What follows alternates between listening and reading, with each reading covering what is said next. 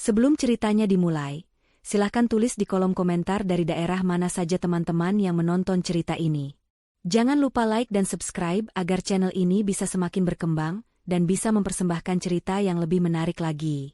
Aroma semur daging yang kaya rempah menyambut Nadia begitu ia melangkah keluar dari dapur, membawa nampan berisi es buah sebagai hidangan penutup. Ruang makan di rumah Ibu Sulis, mertuanya, sudah ramai oleh gelak tawa. Di sekeliling meja makan yang besar dan memanjang, seluruh keluarga besar dari pihak suaminya, Damar, telah berkumpul. Ada paman dan bibi Damar, para sepupunya, bahkan beberapa keponakan yang masih kecil berlarian di sudut ruangan. Semua tampak sempurna. Sebuah potret keluarga bahagia yang sering dipamerkan Ibu Sulis di media sosialnya. Nadia tersenyum, senyum yang telah ia latih selama bertahun-tahun untuk menutupi riak di hatinya. Ia meletakkan nampan di meja dan mulai menuangkan es buah ke dalam gelas-gelas kosong. Wah, Nadia memang paling bisa diandalkan. Lihat, semua hidangan ini dia yang masak sendirian. Calon menantu idaman sekali. Puji salah seorang bibi Damar, yang Nadia tahu di belakangnya sering menyebutnya sebagai perempuan desa yang beruntung. Nadia hanya mengangguk sopan, menerima pujian palsu itu sebagai bagian dari ritual makan malam bulanan ini. Damar, yang duduk di kepala meja, tampak puas dengan pujian yang ditujukan untuk istrinya. Baginya, pujian untuk Nadia adalah pujian untuk seleranya dalam memilih pasangan. Ia mengangkat dagu sedikit, seolah berkata, "Lihat, istriku memang hebat." Nadia kembali duduk di kursinya, di samping Damar. Ia menyendok sedikit nasi dan menatap sekelilingnya. Wajah-wajah yang tersenyum padanya, tawa yang terdengar renyah, semua terasa seperti sebuah pertunjukan sandiwara besar dan ia adalah salah satu aktrisnya. Selama 5 tahun pernikahannya, ia telah belajar membaca topeng setiap orang di ruangan ini. Ia tahu senyum mana yang tulus dan mana yang menyembunyikan duri. Malam ini, ia merasakan duri-duri itu lebih tajam dari biasanya. Ibu Sulis, yang duduk di seberang Damar, menatapnya dengan sorot mata yang aneh, seolah sedang menilai mangsa sebelum menerkam. "Semurnya enak sekali, Nat," kata Damar sambil menambah nasi untuk kedua kalinya. "Bumbunya pas, persis seperti masakan ibu." "Tentu saja, kan resepnya dari ibu," sahut Nadia lembut. "Tapi entah kenapa, sepertinya ada yang kurang pas malam ini," Damar melanjutkan, meletakkan sendoknya dengan sedikit hentakan. Suasana yang tadinya riuh mendadak menjadi lebih senyap. Beberapa obrolan terhenti. "Sama seperti caramu mengatur jadwalku kemarin. Berantakan." Nadia mengerutkan kening. "Jadwal yang mana, Mas?" "Jadwal pertemuanku dengan Pak Tirtayasa. Kamu bilang pertemuannya diundur ke jam 3 sore, kan? Ternyata tidak ada perubahan sama sekali. Aku datang terlambat 1 jam dan hampir kehilangan proyek besar. Apa itu caramu mendukung suami?" Suara Damar mulai meninggi, tidak lagi terdengar seperti kritik biasa, melainkan sebuah tuduhan. Nadia menarik napas dalam-dalam, mencoba menjaga ketenangannya. Ia tahu persis jadwal yang dimaksud. "Bukan begitu, Mas. Sekretaris Pak Tirtayasa sendiri yang meneleponku pagi itu. Beliau bilang Pak Tirta ada urusan mendadak dan meminta jadwal diubah. Aku punya rekaman panggilannya kalau Mas tidak percaya. Aku sudah mencoba menelepon Mas, tapi ponsel Mas tidak aktif seharian." Penjelasan logis itu rupanya tidak diterima. Wajah Damar mengeras. "Alasan. Selalu saja ada alasan. Kamu ini istri atau bukan? Seharusnya kamu bisa mencari cara lain. Datangi kantorku. Kirim pesan ke asistenku. Kenapa kamu begitu teledor? Apa karena kamu terlalu sibuk mengurusi perusahaan rintisanmu itu sampai lupa tugas utamamu sebagai istri?" Tuduhan itu terasa seperti tamparan. Perusahaan yang Damar sebut, rintisan, itu adalah sumber utama kekayaan mereka. Perusahaan teknologi yang Nadia bangun dari nol, jauh sebelum ia mengenal Damar. Justru dari keuntungan perusahaan itulah Damar bisa hidup mewah dan membiayai gaya hidup keluarganya yang selangit.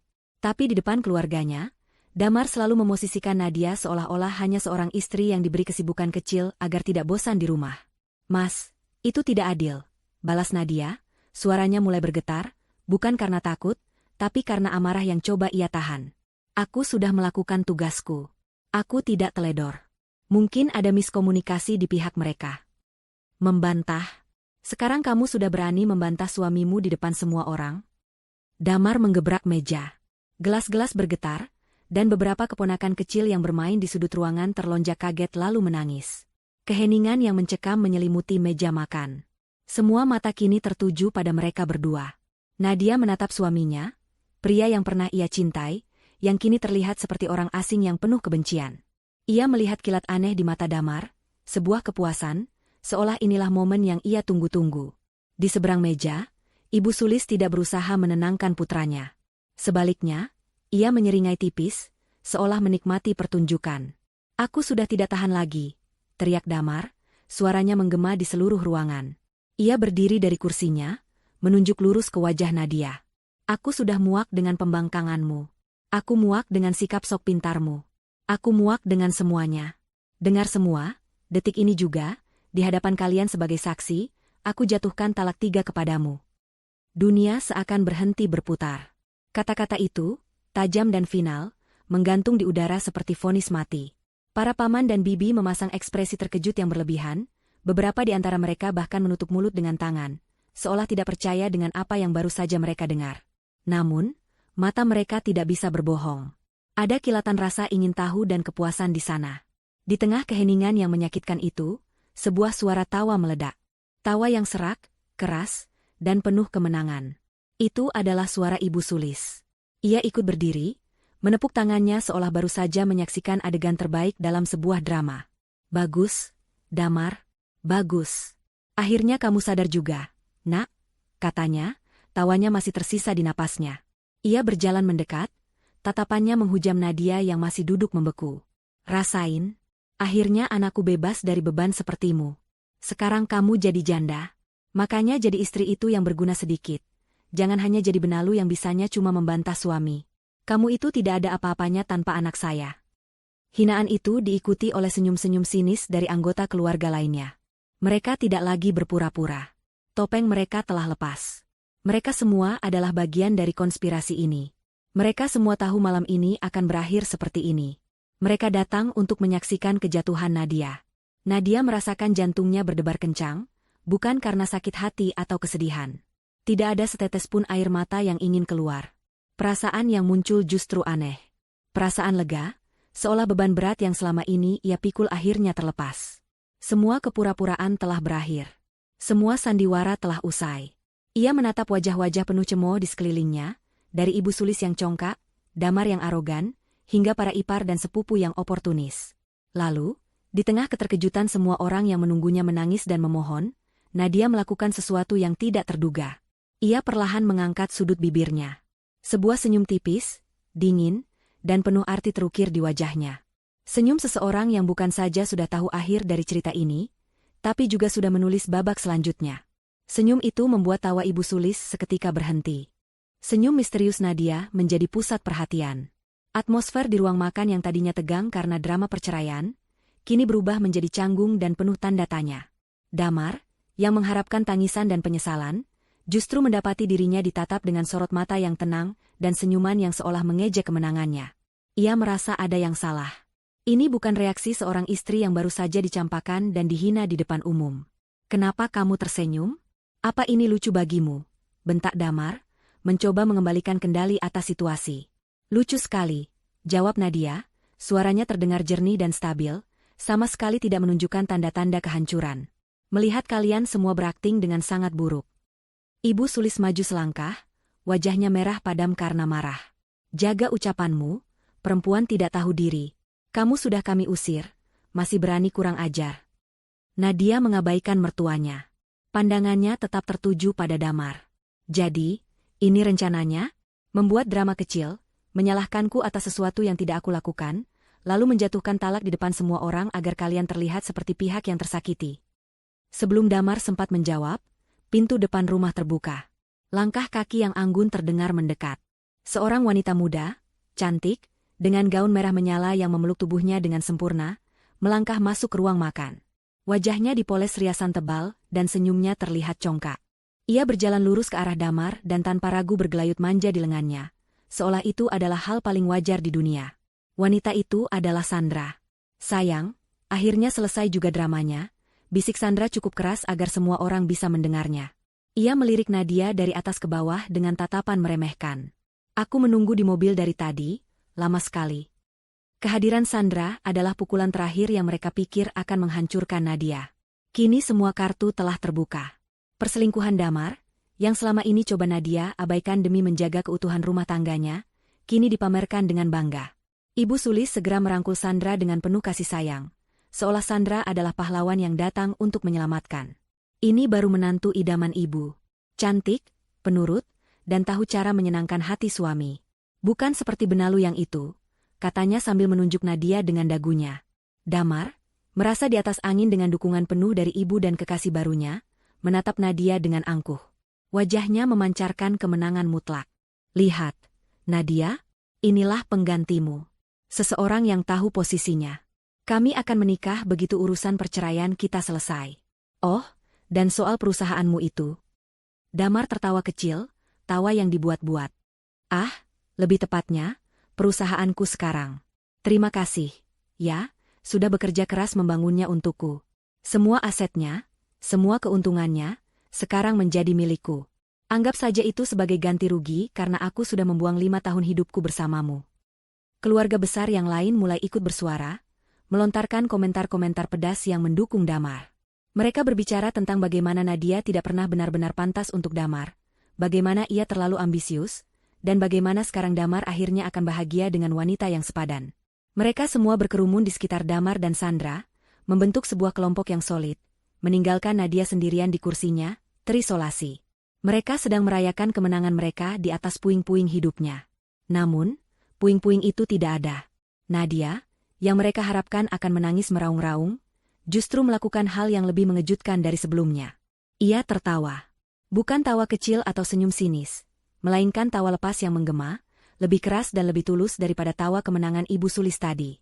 Tawa itu begitu tak terduga, begitu tidak pada tempatnya, hingga semua cemoohan dan bisik-bisik langsung berhenti.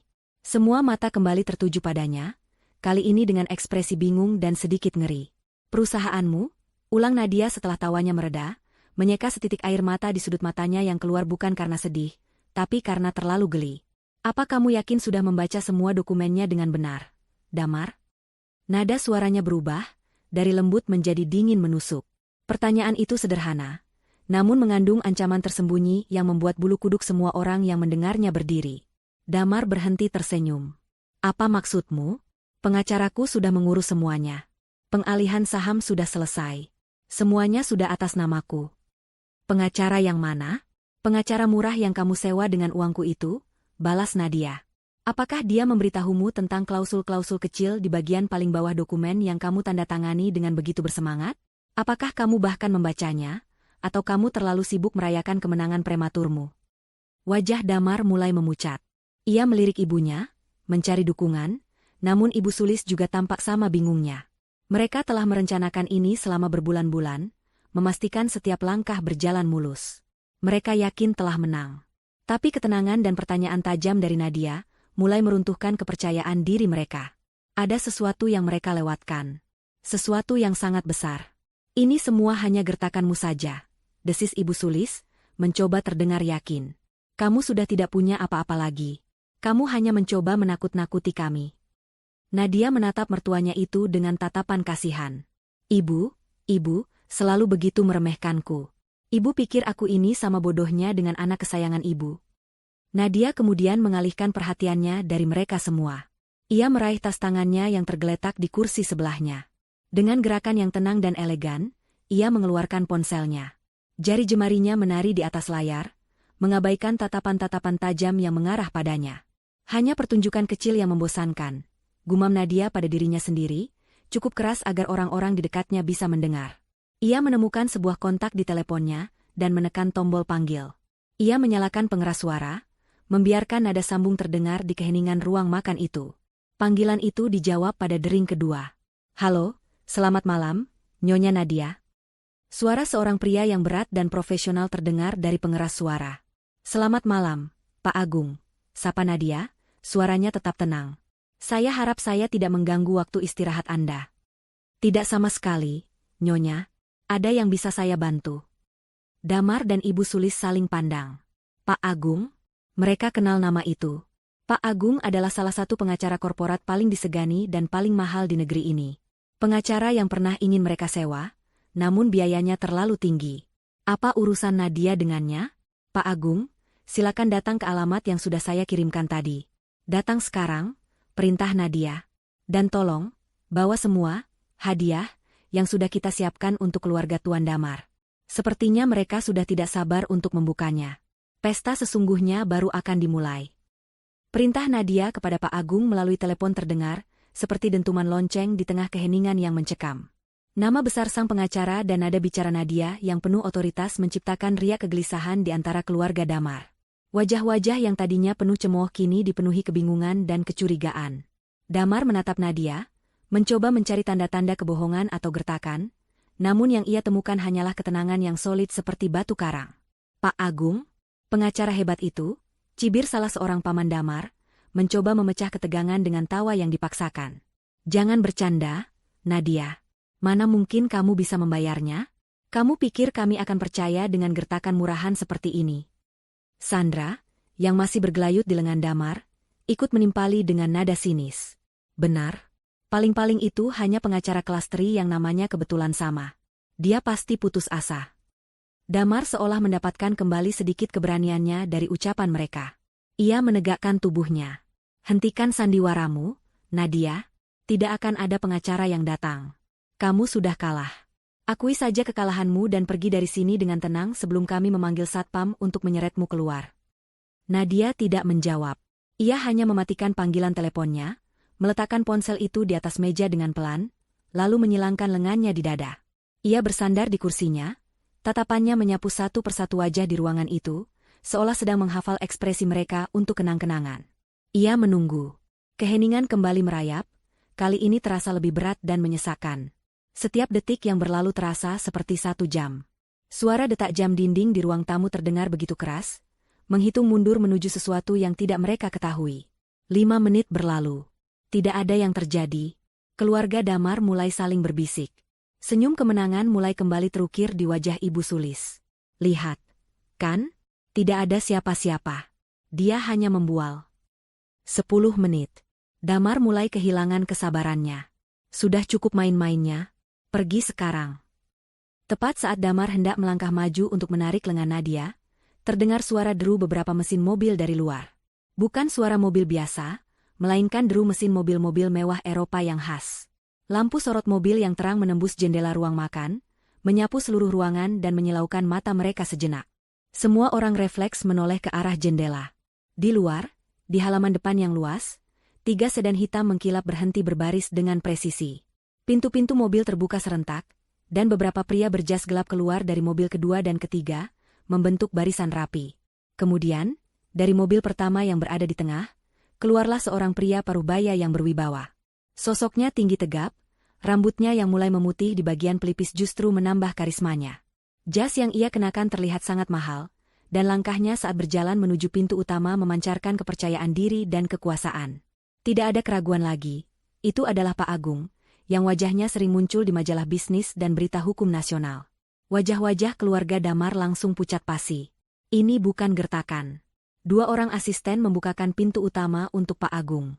Ia melangkah masuk, diikuti oleh timnya yang masing-masing membawa koper kerja dari kulit berwarna hitam. Kehadiran mereka langsung mengubah dinamika ruangan. Aura intimidasi yang mereka bawa membuat ruang makan yang besar itu terasa sempit. Pak Agung berhenti sejenak di ambang pintu ruang makan, matanya yang tajam langsung menemukan Nadia. Ia mengangguk singkat dengan hormat. Nyonya Nadia. Nadia membalas anggukan itu. Terima kasih sudah datang secepat ini, Pak Agung. Pak Agung kemudian mengalihkan pandangannya ke arah kerumunan keluarga Damar. Tatapannya dingin dan analitis, seolah sedang memindai sekumpulan terdakwa. Selamat malam, sapanya dengan suara berat yang tenang namun menggema. Saya Agung Wijoyo. Saya di sini atas nama klien saya, Nyonya Nadia Setiarini, untuk meluruskan beberapa kesalahpahaman fatal yang tampaknya sedang terjadi. Damar dan Ibu Sulis membeku di tempat. Mereka tidak pernah menyangka Nadia memiliki koneksi setingkat ini. Selama ini mereka menganggap Nadia hanyalah seorang wanita pintar yang beruntung dalam bisnis, bukan seseorang yang memiliki sumber daya untuk menyewa, singa, di dunia hukum seperti Pak Agung. Apa maksud Anda? Tanya Damar, suaranya terdengar goyah. Pak Agung tidak langsung menjawab. Ia memberi isyarat kepada salah satu asistennya. Asisten itu maju dan membuka salah satu koper di atas meja samping, mengeluarkan tumpukan dokumen tebal yang dijilid rapi. Pesta sesungguhnya baru akan dimulai, kata Pak Agung, mengulangi kalimat Nadia di telepon tadi, namun dengan penekanan yang membuat bulu kuduk meremang. Pak Agung berjalan perlahan mendekati meja makan yang kini terasa seperti meja pengadilan. Timnya dengan sigap membersihkan sisa-sisa piring makan malam, menggantinya dengan tumpukan dokumen yang tampak mengancam. Suasana pesta telah benar-benar lenyap, berganti menjadi atmosfer interogasi yang dingin. Keluarga Damar yang tadinya duduk santai, kini menegakkan punggung mereka, wajah mereka tegang. "Mari kita mulai dari yang paling menarik," ujar Pak Agung, mengambil satu jilid dokumen paling atas. Ia membukanya dan meletakkannya menghadap Damar dan Ibu Sulis. Ini adalah akta pengalihan 51% saham PT Cipta Karsa Teknologi, perusahaan yang dibangun oleh klien saya, kepada Tuan Damar Wijoyo. Damar menatap dokumen itu. Itu adalah salinan dari dokumen yang ia simpan dengan bangga di brankasnya. Dokumen kemenangannya. Ya, itu dokumen yang sah. Semuanya sudah diurus sesuai prosedur. Nadia sendiri yang menandatanganinya, kata Damar, mencoba terdengar seyakin mungkin, meskipun jantungnya berdebar kencang di bawah tatapan tajam Pak Agung. Pak Agung tersenyum tipis, senyum yang sama sekali tidak ramah. Betul. Tanda tangan ini memang asli milik Nyonya Nadia. Tidak ada pemalsuan di sini.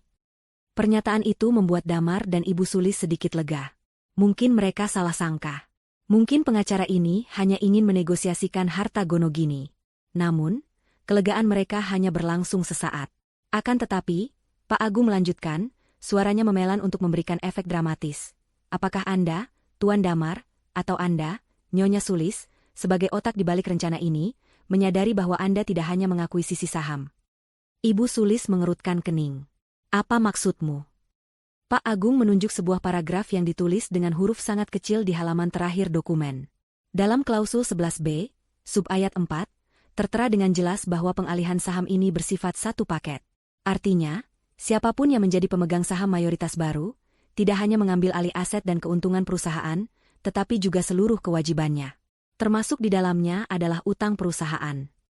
Damar tertawa gugup. Utang? Perusahaan Nadia adalah perusahaan sehat. Keuntungannya miliaran setiap bulan.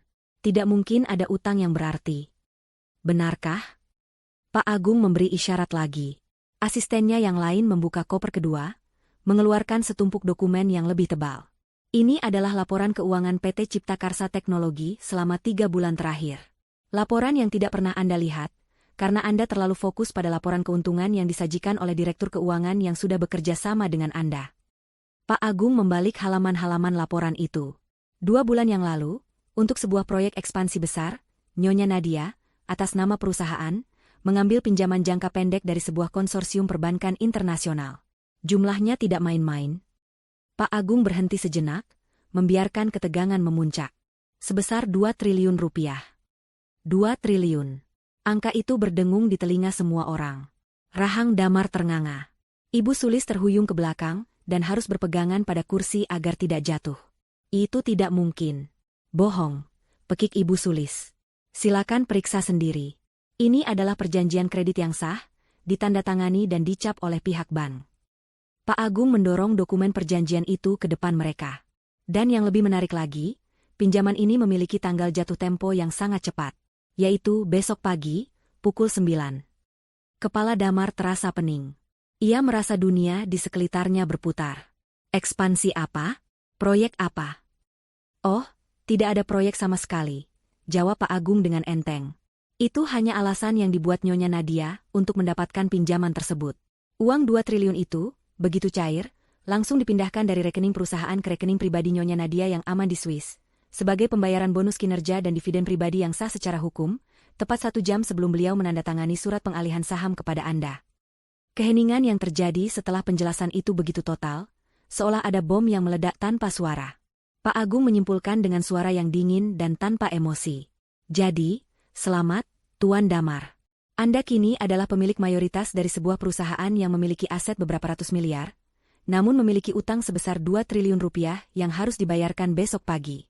Dengan kata lain, Anda baru saja membeli sebuah perusahaan yang bangkrut dengan utang hampir 10 kali lipat dari nilai asetnya. Para penagih utang dari bank akan menunggu Anda di kantor besok. Wajah Damar berubah menjadi seputih kertas. Ia menatap Nadia, yang sejak tadi hanya diam mengamati. Di mata istrinya, ia tidak melihat kemarahan atau kesedihan. Ia hanya melihat perhitungan yang dingin dan kecerdasan yang mematikan. Ia sadar, Ia dan ibunya telah masuk ke dalam perangkap paling sempurna yang pernah ada. Mereka tidak hanya gagal merebut harta Nadia, mereka justru telah menarik semua utang raksasa itu ke pundak mereka sendiri. Dan soal direksi yang Anda suap itu, tambah Pak Agung seolah baru teringat. Mereka semua telah menandatangani surat pengakuan dan bersedia menjadi saksi atas percobaan penipuan dan penggelapan yang Anda lakukan. Nyonya Nadia sudah menyiapkan bonus besar untuk kerjasama mereka. Dokumen-dokumen di atas meja itu kini tidak lagi terlihat seperti kertas biasa.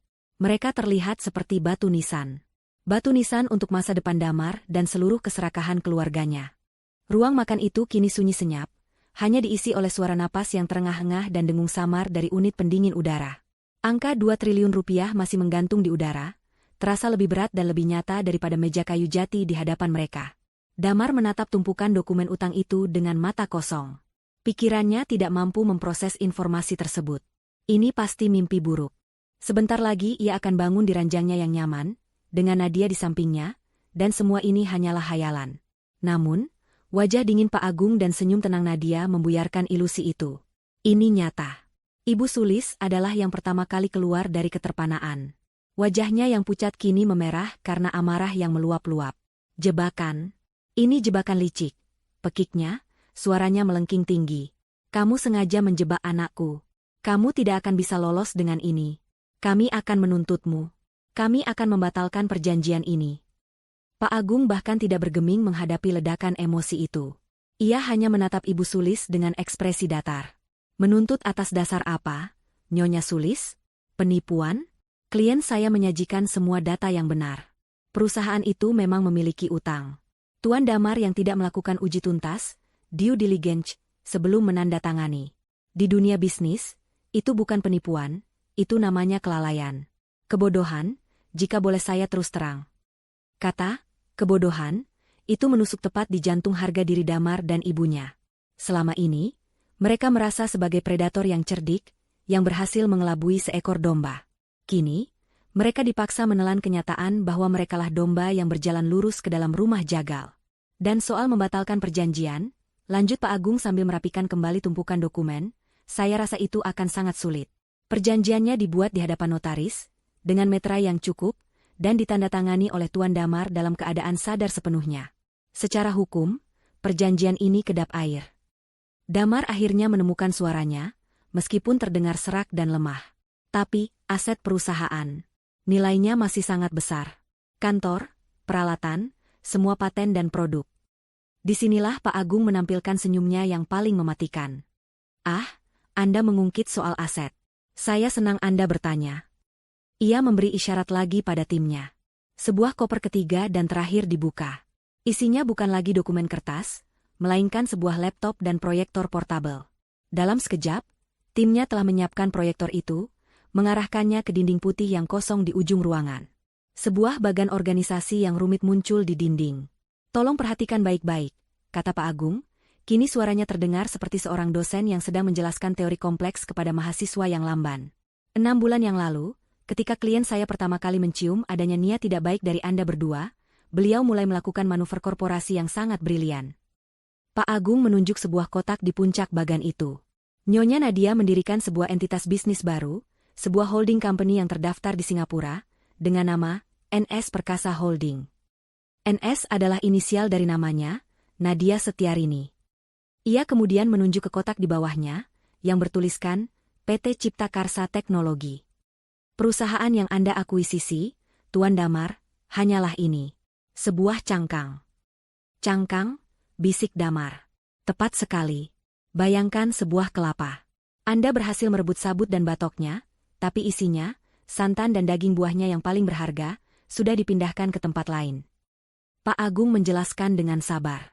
Selama 5 bulan terakhir, secara bertahap dan sepenuhnya legal, Nyonya Nadia telah memindahkan semua aset vital dari PT Cipta Karsa Teknologi ke NS Perkasa Holding. Apa saja aset vital itu? Layar proyektor berganti, menampilkan daftar panjang. Pertama, seluruh hak kekayaan intelektual. Kode sumber untuk semua perangkat lunak. Paten untuk semua teknologi yang dikembangkan, semua merek dagang. Semuanya kini dimiliki oleh NS Perkasa Holding. PT Cipta Karsa hanya memegang lisensi untuk menggunakannya, dan lisensi itu akan berakhir otomatis begitu kepemilikan mayoritas berpindah tangan. Lisensi itu sudah berakhir tepat saat Anda menandatangani akta tadi sore. Wajah para teknisi di keluarga Damar yang tadinya sombong kini menjadi pias. Mereka tahu apa artinya itu. Perusahaan itu kini tidak punya produk untuk dijual. Kedua, lanjut Pak Agung tanpa jeda, seluruh basis data klien.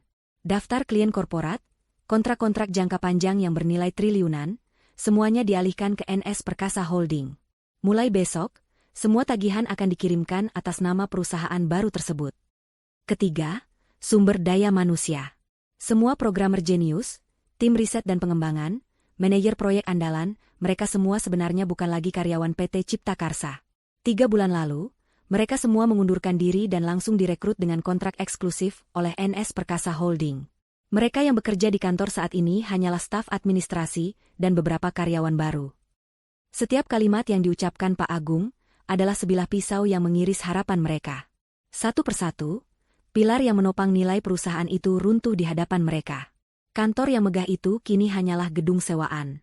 Komputer-komputer canggih itu hanyalah besi tua tanpa kode sumber. Karyawan yang mereka lihat hanyalah kerumunan tanpa otak di baliknya. Jadi, Pak Agung menyimpulkan sambil mematikan proyektor.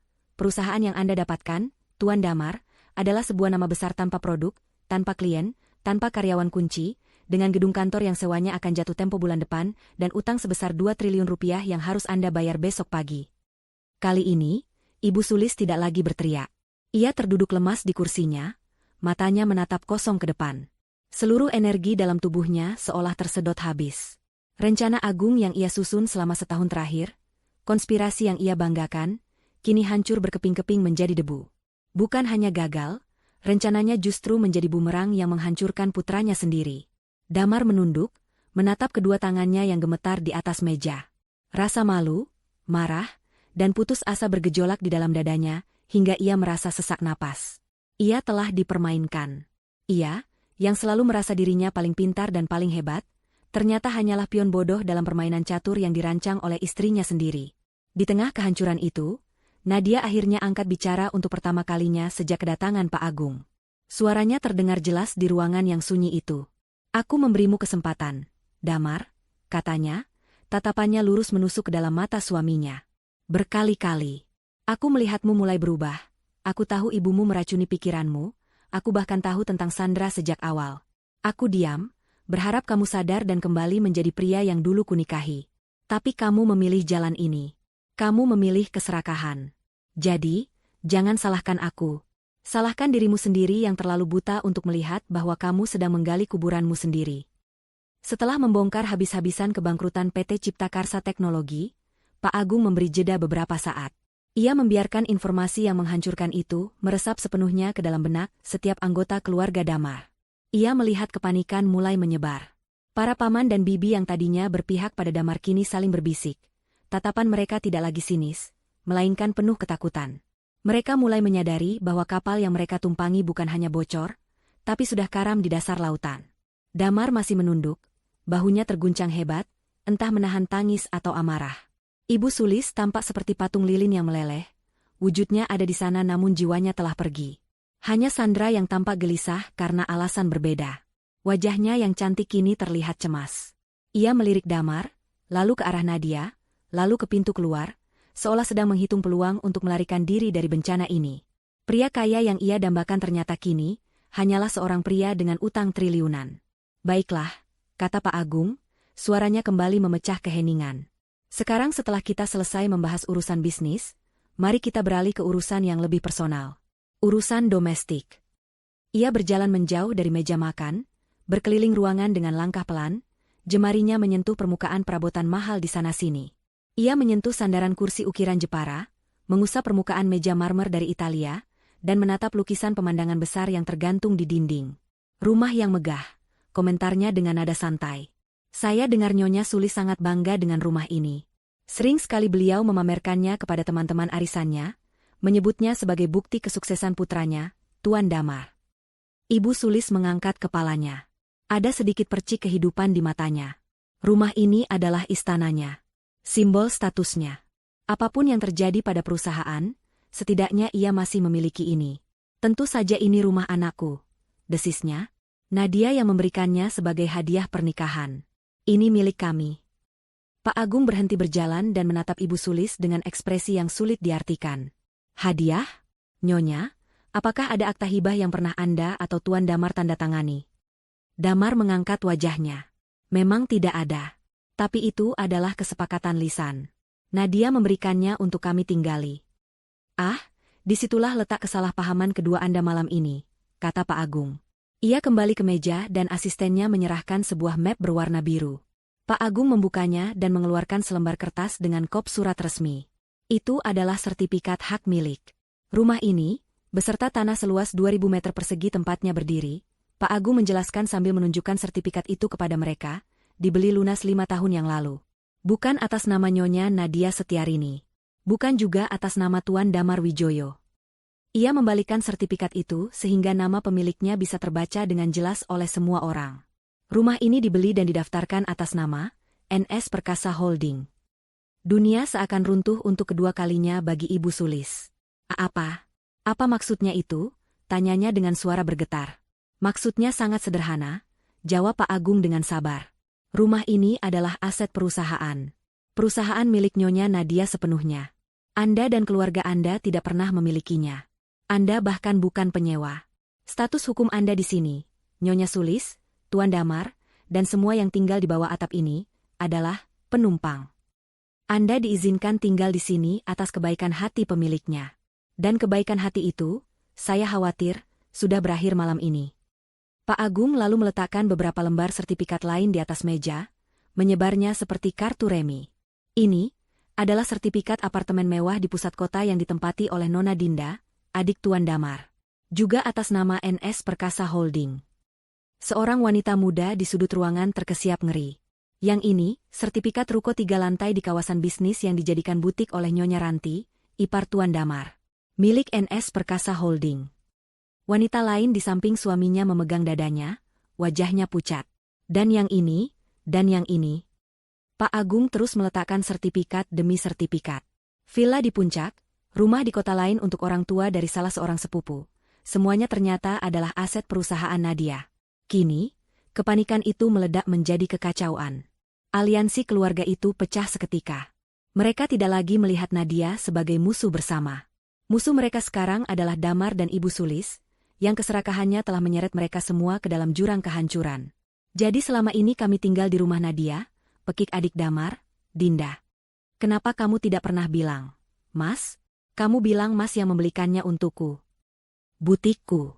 Butik itu adalah hidupku. Jerit sang ipar, Ranti. Damar, Sulis, apa yang telah kalian lakukan? Ruangan itu kini penuh dengan tuduhan dan saling menyalahkan. Damar dan Ibu Sulis kini menjadi target kemarahan seluruh keluarga mereka sendiri. Mereka benar-benar sendirian. Di tengah kekacauan itu, Pak Agung mengangkat tangannya, meminta perhatian. Ajaibnya, semua orang langsung diam. Mohon tenang, katanya dengan nada berwibawa. Klien saya, Nyonya Nadia, adalah orang yang murah hati. Beliau tidak akan mengambil properti-properti itu. Ada secercah harapan di mata beberapa anggota keluarga. Dengan segera, lanjut Pak Agung. Beliau akan memberikan waktu 1 bulan bagi Anda semua yang menempati properti tersebut untuk mengosongkannya. Anggap saja itu sebagai pesangon. Harapan itu langsung padam, digantikan oleh keputusasaan. Pak Agung kemudian kembali memfokuskan perhatiannya pada Damar dan Ibu Sulis. Ia menatap mereka dengan tatapan dingin, lalu mengucapkan kalimat yang menjadi paku terakhir bagi peti mati mereka. Adapun untuk rumah ini, peraturannya sedikit berbeda. Mengingat apa yang telah terjadi malam ini, toleransi sudah tidak ada lagi. Ia menatap berkeliling ke setiap sudut istana palsu itu. Dengan kata lain, ujar Pak Agung, suaranya tenang namun setiap katanya terasa seperti sabetan pedang, Anda semua saat ini adalah tamu tak diundang di rumah Nyonya Nadia. Kalimat terakhir Pak Agung, Anda semua saat ini adalah tamu tak diundang di rumah Nyonya Nadia. Terasa lebih dingin daripada hembusan pendingin udara di ruangan itu. Status mereka yang tadinya adalah keluarga terhormat, pemilik istana megah, kini dalam sekejap direduksi menjadi segerombolan penumpang liar. Kekacauan yang sempat meledak karena perebutan properti kini, mereda menjadi gumaman putus asa. Mereka menatap Damar dan Ibu Sulis bukan lagi dengan amarah, melainkan dengan tatapan jijik. Keduanya adalah arsitek dari malapetaka ini. Di tengah suasana yang beku itu, Pak Agung melirik jam tangan mewahnya. Baiklah, waktu sudah semakin malam. Ada satu urusan administratif terakhir yang perlu kita selesaikan malam ini, sebelum klien saya bisa beristirahat dengan tenang di rumahnya sendiri. Satu urusan terakhir. Kata-kata itu terdengar mengerikan. Apalagi yang tersisa untuk diambil? Mereka sudah kehilangan perusahaan, terjerat utang triliunan, dan kini status kepemilikan rumah mereka pun terancam. Sebagian dari mereka berpikir, tidak mungkin ada yang lebih buruk dari ini. Mereka salah besar. Pak Agung mengeluarkan ponselnya, sama sekali tidak memedulikan tatapan puluhan pasang mata yang mengawasinya dengan cemas. Ia menekan sebuah nomor. "Halo, Bima? Posisi di mana?" tanyanya dengan nada santai. "Bagus. Semuanya sudah siap? Sesuai instruksi yang saya berikan tadi sore?" "Baik, tunggu komando dari saya. 5 menit lagi." Ia menutup telepon dan memasukkan kembali ponselnya ke saku jas. Ia kemudian berjalan ke arah jendela besar yang menghadap ke halaman depan dan garasi yang luas, lalu menyibakkan gordennya sedikit. Seolah-olah ia sedang memeriksa cuaca, padahal ia sedang memeriksa barisan Algojo yang sudah siaga di luar gerbang. "Nyonya Sulis," panggil Pak Agung tanpa menoleh. "Selama ini Anda dikenal di lingkungan sosialita sebagai wanita yang memiliki selera tinggi, terutama dalam hal otomotif. Mercedes S-Class berwarna perak yang biasa Anda gunakan untuk pergi ke arisan dan pamer ke teman-teman Anda, itu mobil yang sangat nyaman, bukan?" Ibu Sulis menelan ludah. Mobil itu adalah salah satu simbol kebanggaan terbesarnya. Hadiah dari Damar saat ulang tahunnya yang ke-50. Setidaknya, itu yang ia kira. "Lalu Tuan Damar," lanjut Pak Agung, kini menoleh dan menatap langsung pada Damar yang wajahnya sudah seperti mayat hidup. "Porsche 911 berwarna biru metalik.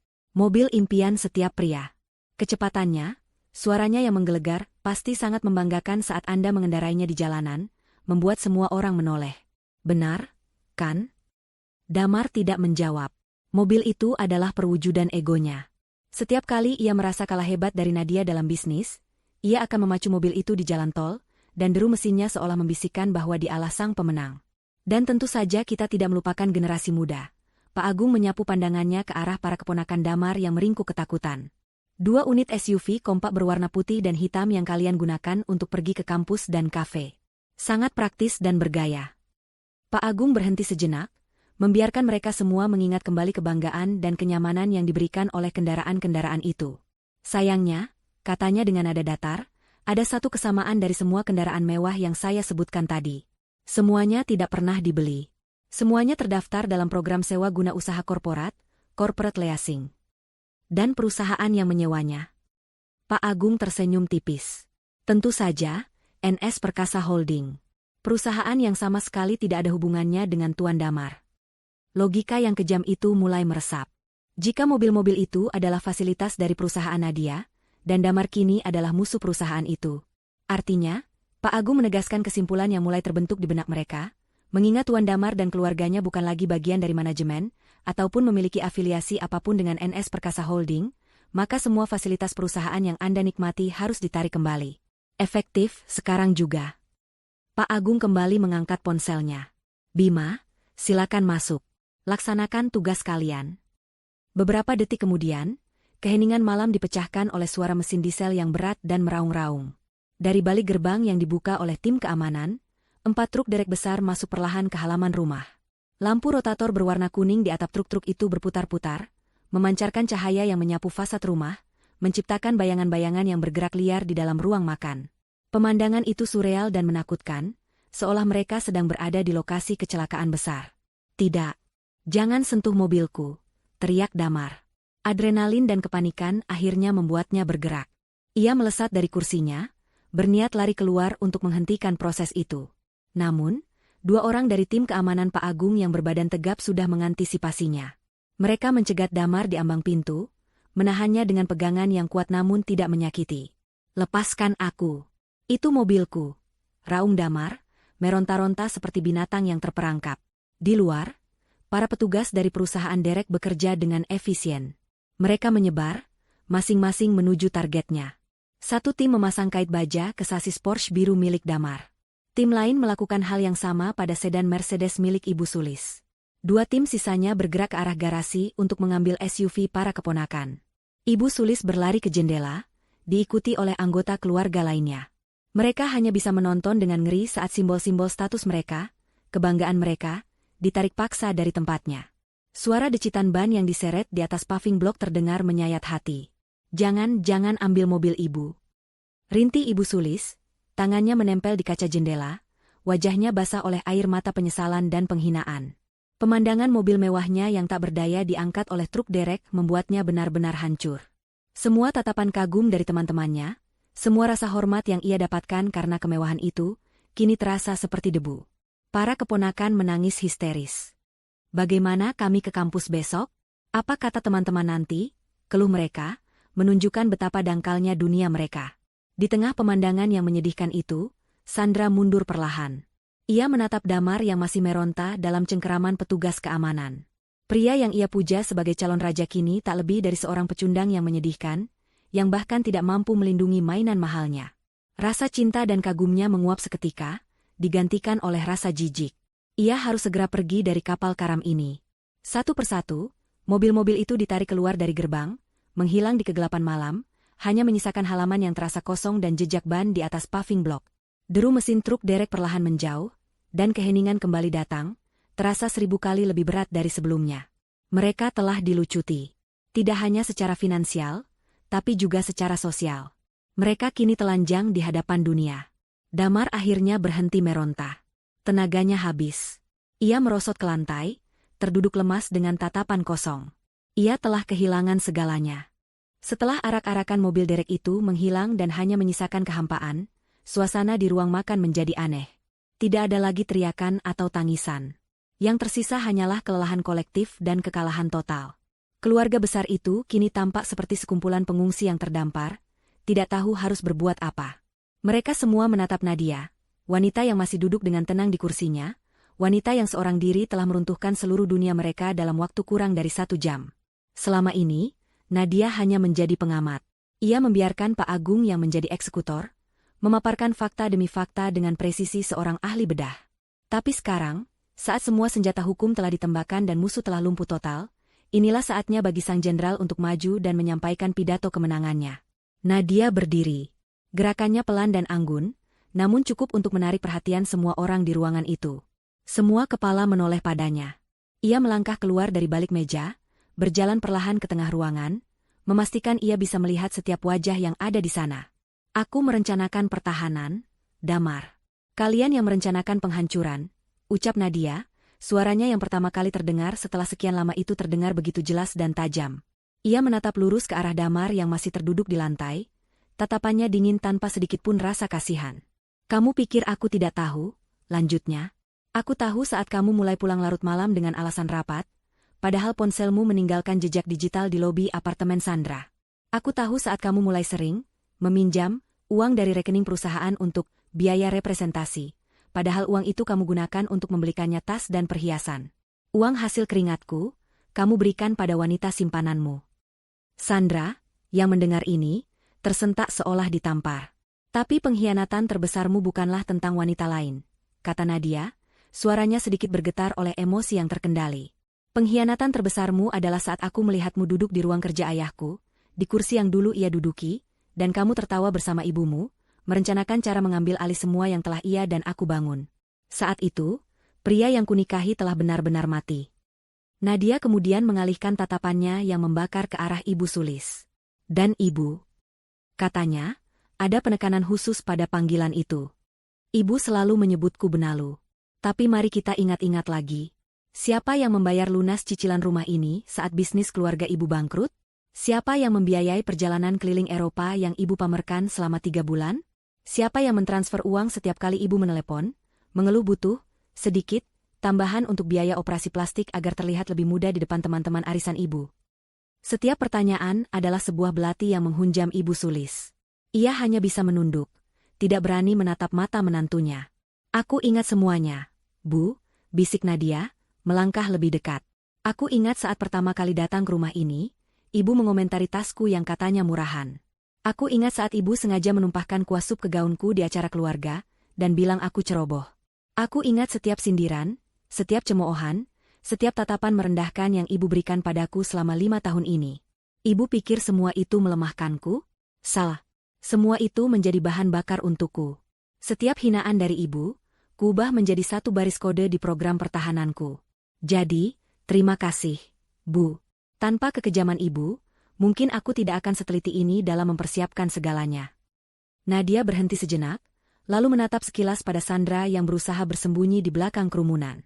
Dan untuk Anda, katanya dengan nada meremehkan. Anda benar-benar berpikir Anda adalah pemenangnya? Anda memenangkan seorang pria lemah yang tidak bisa berdiri di atas kakinya sendiri. Seorang pria yang baru saja kehilangan segalanya, dan kini terlilit utang triliunan. Selamat. Anda tidak mendapatkan seorang raja, Anda hanya memungut pion rusak yang sudah saya buang dari papan catur. Terakhir, ia menyapu pandangannya ke seluruh keluarga besar itu. Dan kalian semua yang tersenyum di depanku tapi menikamku dari belakang.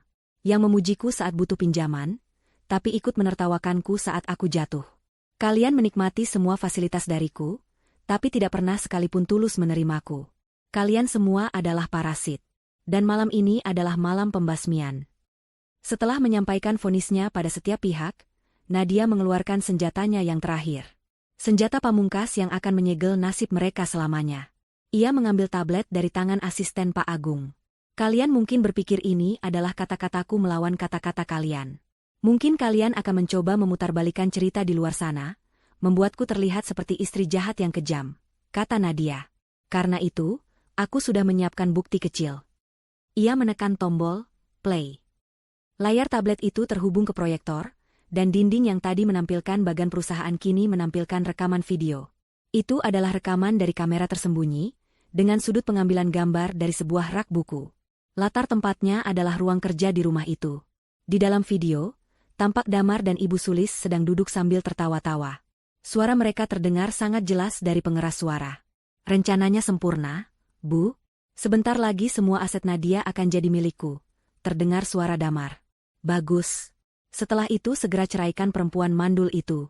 Sandra sudah tidak sabar ingin jadi nyonya di rumah ini. Ibu sudah muak melihat wajah sok sucinya setiap hari. Kita akan buat dia jadi gelandangan. Sahut suara Ibu Sulis, diiringi tawa kemenangan yang jahat. Video itu terus berlanjut. Berisi semua detail rencana busuk mereka, semua hinaan dan makian untuk Nadia. Pak Agung angkat bicara. Rekaman ini, beserta kesaksian dari para direksi yang Anda coba suap, lebih dari cukup untuk mengajukan tuntutan pidana atas percobaan penipuan, penggelapan, dan pencemaran nama baik. Hukumannya, saya jamin, tidak ringan. Itulah akhir dari segalanya. Tidak ada lagi jalan keluar. Tidak ada lagi celah untuk membantah. Mereka benar-benar tamat. Nadia mematikan rekaman itu. Ruangan kembali senyap, hanya diisi oleh suara isak tangis yang tertahan. Ia menatap wajah-wajah yang hancur di hadapannya tanpa sedikit pun emosi. Pak Agung, kata Nadia, suaranya kini kembali tenang, namun mengandung otoritas seorang ratu yang baru saja merebut kembali tahtanya. Tugas Anda di dalam sudah selesai. Sekarang, saya ingin Anda dan tim keamanan Anda melakukan satu hal lagi. Ia berhenti sejenak, menatap pintu utama rumahnya. Beri mereka waktu 30 menit untuk mengemasi barang-barang pribadi mereka yang paling penting, dan usir mereka semua dari rumah saya. Perintah Nadia menggantung di udara, dingin dan absolut. Usir mereka semua dari rumah saya. Tidak ada ruang untuk negosiasi. Tidak ada tempat untuk memohon. Itu adalah sebuah dekret. Pak Agung mengangguk sekali kepada Nadia, lalu berbalik menghadap tim keamanannya. Kalian dengar Nyonya Nadia, katanya dengan suara yang tenang namun tegas. 30 menit. Bantu, para tamu, ini mengemasi barang-barang pribadi mereka. 1 koper atau 2 tas per orang. Tidak lebih. Pastikan tidak ada aset perusahaan atau properti milik Nyonya Nadia yang ikut terbawa. Lakukan dengan sopan, tapi tegas. Tim keamanan yang sejak tadi berdiri siaga di sudut-sudut ruangan kini bergerak maju. Mereka tidak kasar, namun kehadiran mereka yang tegap dan wajah mereka yang tanpa ekspresi mengirimkan pesan yang jelas. Perlawanan adalah sia-sia. Saat itulah realitas menampar mereka semua dengan keras. Keputusan itu final. Mereka benar-benar diusir. Kepanikan yang tadinya sempat mereda kini meledak menjadi histeria. 30 menit? Itu tidak mungkin, jerit Dinda, adik Damar. Bajuku saja ada 3 lemari. Tasku. Sepatuku. Ini gila. Ini tidak manusiawi. Teriak seorang paman, yang beberapa jam lalu adalah orang yang paling keras menertawakan Nadia. Namun, protes mereka tidak dihiraukan. 2 petugas keamanan berdiri di dekat pintu utama, sementara yang lain menyebar, mengawasi setiap gerak-gerik keluarga itu. Waktu terus berjalan. Kekacauan pun dimulai. Keluarga yang tadinya bersatu dalam kesombongan itu kini saling sikut, berlarian ke kamar masing-masing untuk menyelamatkan apa yang mereka bisa. Pemandangan itu sungguh menyedihkan.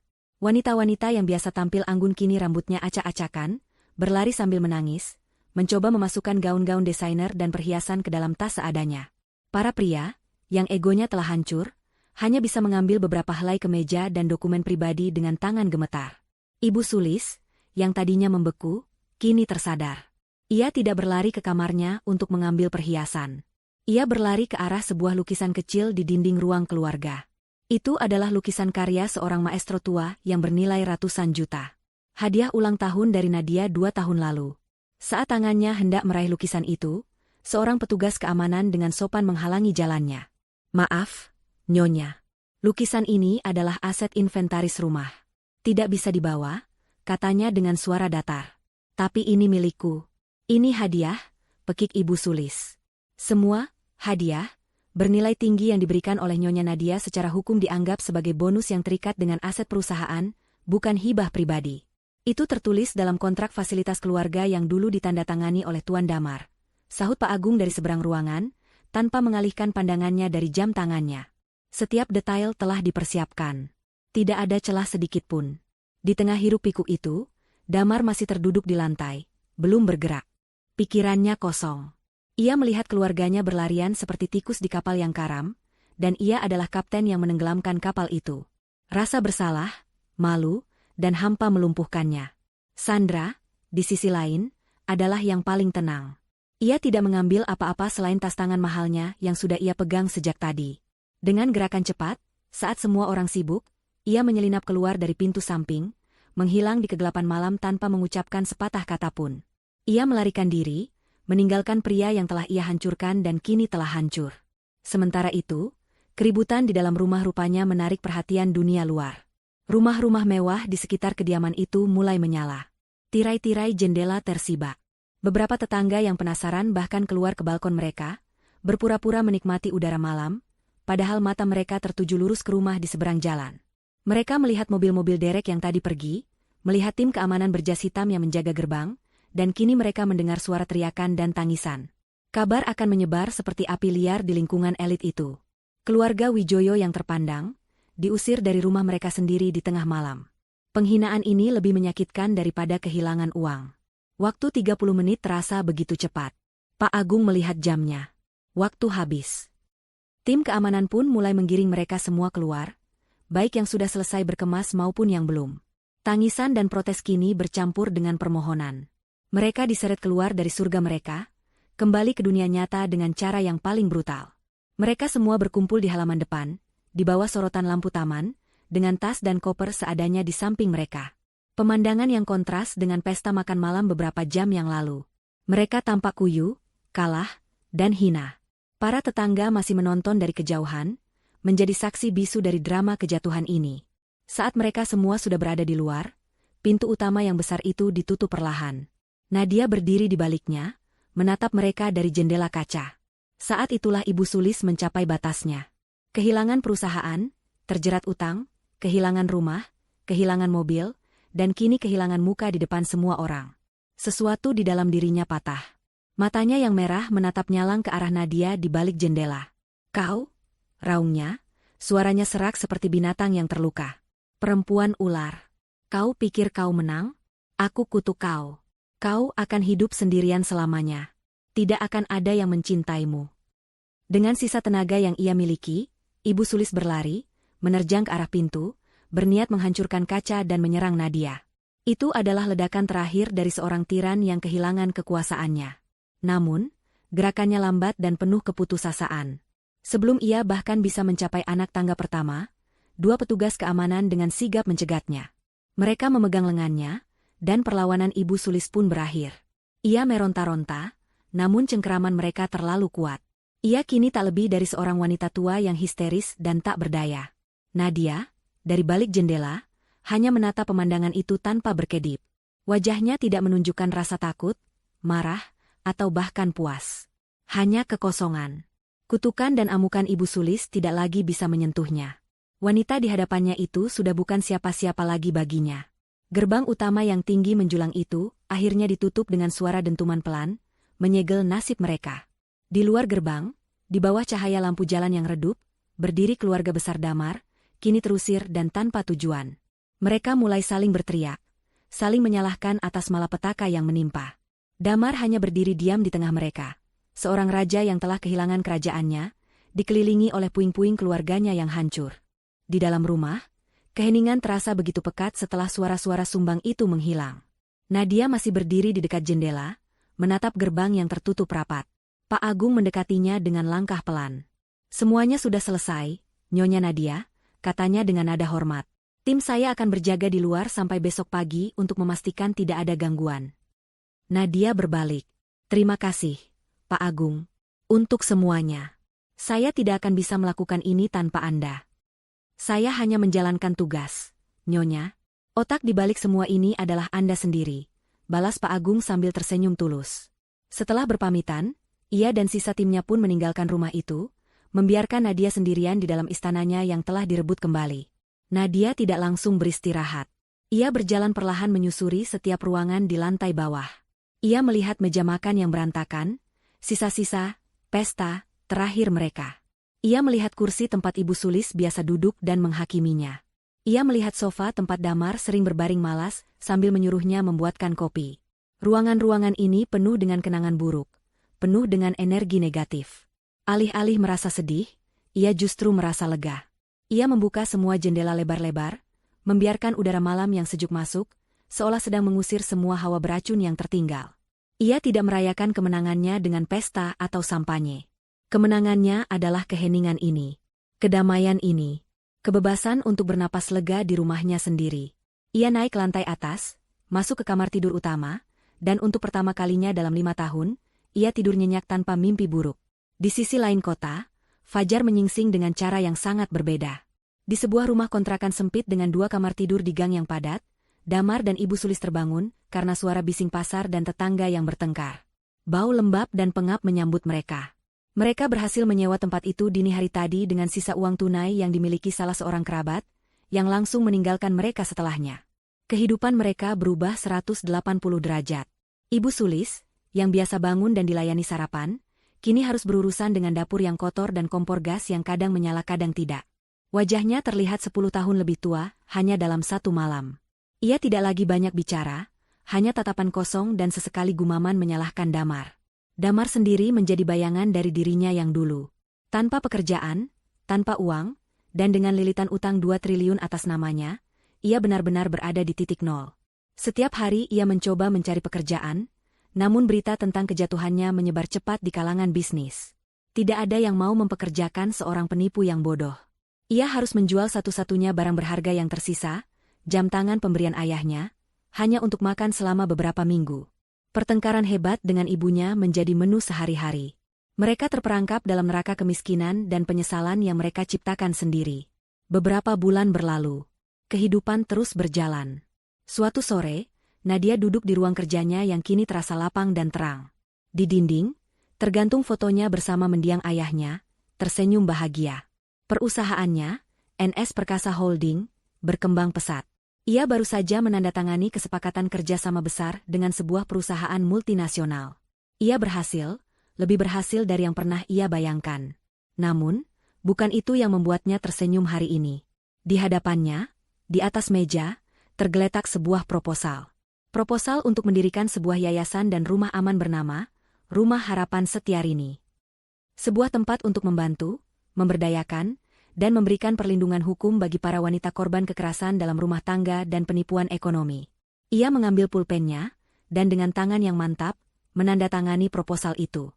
Rasa sakit masa lalunya telah bertransformasi menjadi kekuatan untuk menolong orang lain.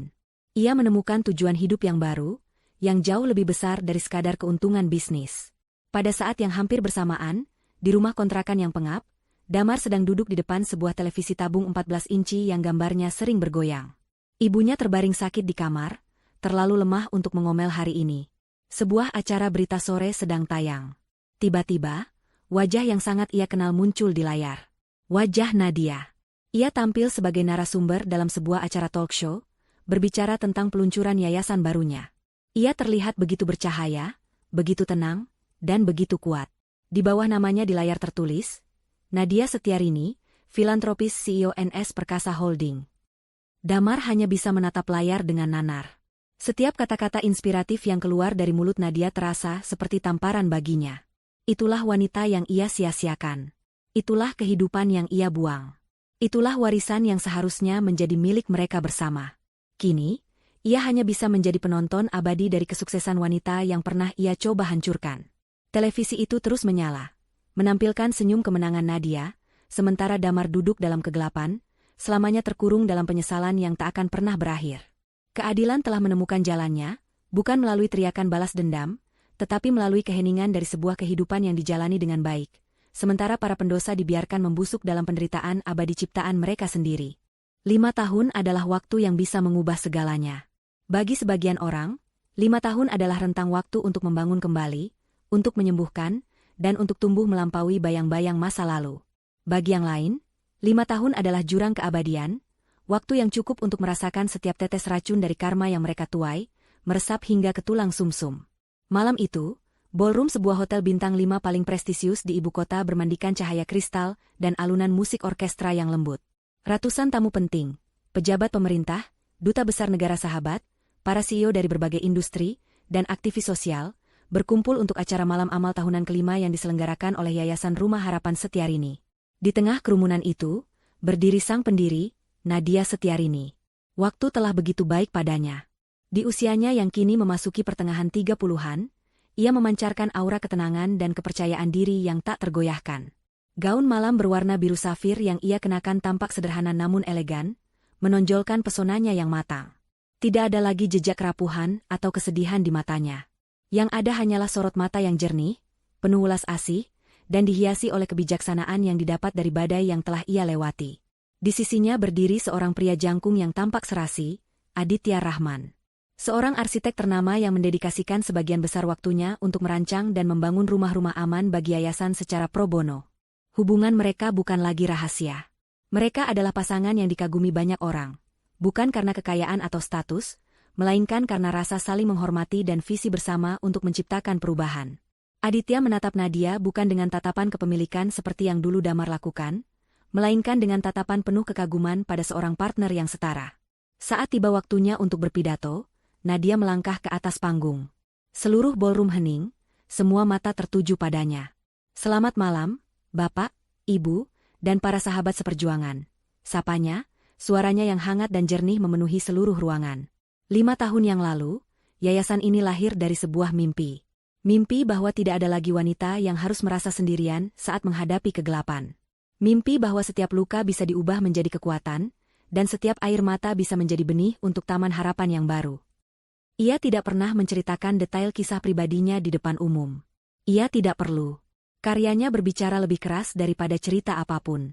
Malam ini, lanjutnya, kita tidak hanya merayakan 5 tahun berdirinya sebuah yayasan. Kita merayakan 5 tahun dari ribuan kehidupan yang telah kita sentuh. Kita merayakan keberanian para ibu yang berhasil lepas dari siklus kekerasan, kemandirian para wanita yang membangun kembali bisnis mereka dari nol, dan senyum anak-anak yang kini bisa tidur nyenyak tanpa rasa takut. Tepuk tangan membahana. Nadia tersenyum, senyum yang tulus dari lubuk hatinya. Di tengah gemuruh tepuk tangan itu, pikirannya sejenak melayang. Ia teringat malam yang dingin 5 tahun lalu, di sebuah meja makan yang penuh dengan wajah-wajah penuh kepalsuan dan kebencian. Ia teringat rasa sakit dan pengkhianatan. Namun, anehnya, tidak ada lagi rasa pahit yang tersisa. Kenangan itu kini terasa seperti menonton film lama tentang orang lain. Ia telah menang. Bukan pada malam saat ia mengusir mereka, tetapi pada setiap pagi selama 5 tahun ini saat ia bangun dan memilih untuk menjadi lebih baik, lebih kuat, dan lebih berbelas kasih. Kemenangan sejatinya adalah kedamaian yang ia rasakan saat ini. Di belahan lain kota yang sama, di bawah terik matahari yang menyengat, seorang pria kurus dengan kulit legam terbakar sedang mengaduk campuran semen dan pasir di dalam sebuah gerobak dorong.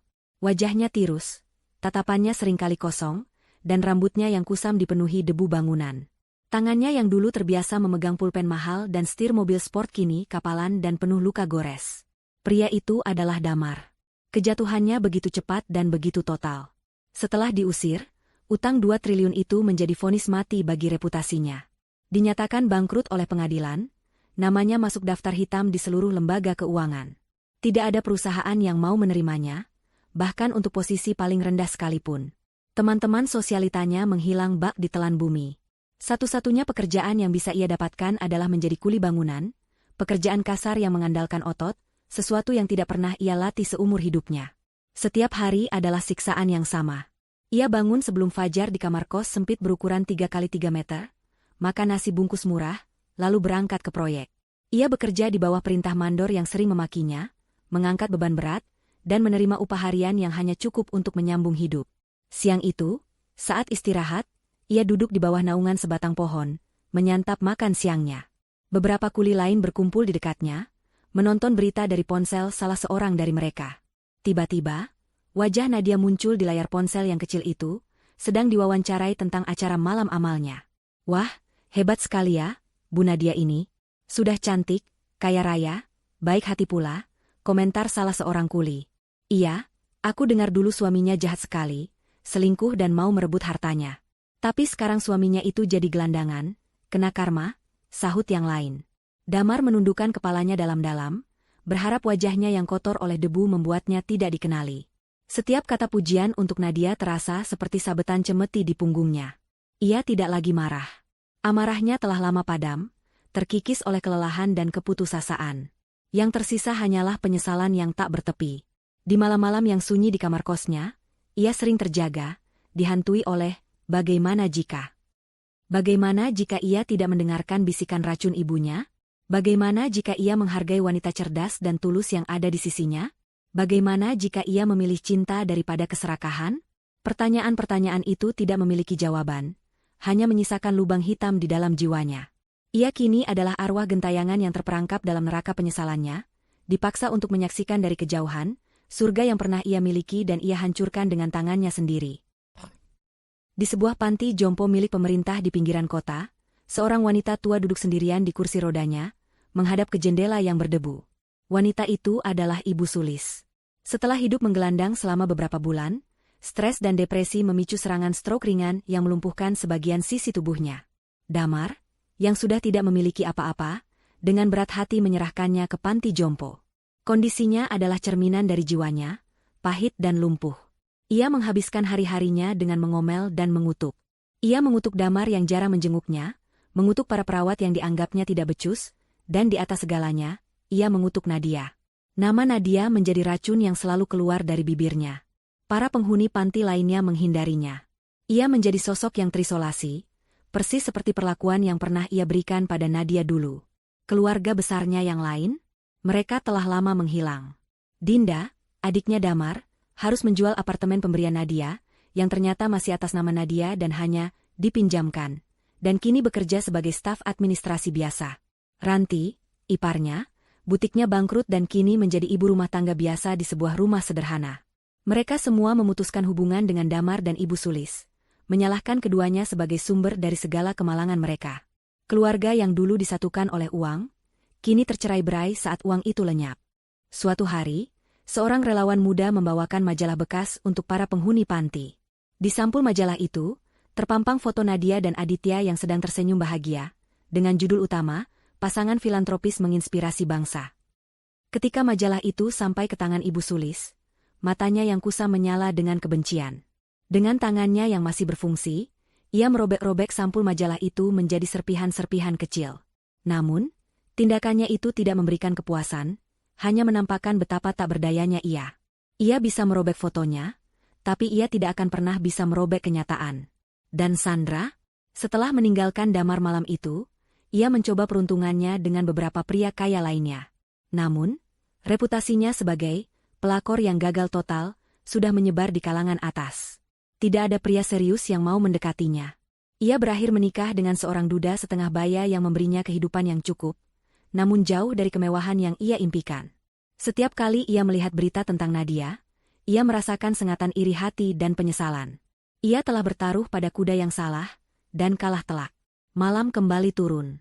Di ballroom yang megah, Nadia mengangkat gelasnya, bersulang untuk masa depan yang penuh harapan bersama orang-orang yang tulus mencintainya. Di proyek bangunan yang gelap, Damar merebahkan tubuhnya yang lelah di atas dipan kayu yang keras, bersiap untuk siksaan hari esok. Dan di panti jompo yang sunyi, Ibu Sulis menatap langit-langit yang kusam, terperangkap dalam kegelapan abadi di dalam benaknya. Takdir telah selesai menuliskan kisahnya. Bukan dengan tinta balas dendam yang kelam, melainkan dengan tinta emas keadilan. Mereka yang menanam angin, telah menuai badai yang tak berkesudahan. Dan dia yang pernah coba mereka kubur dalam badai, ternyata adalah benih yang tumbuh menjadi pohon harapan yang kokoh, menaungi banyak orang di bawahnya.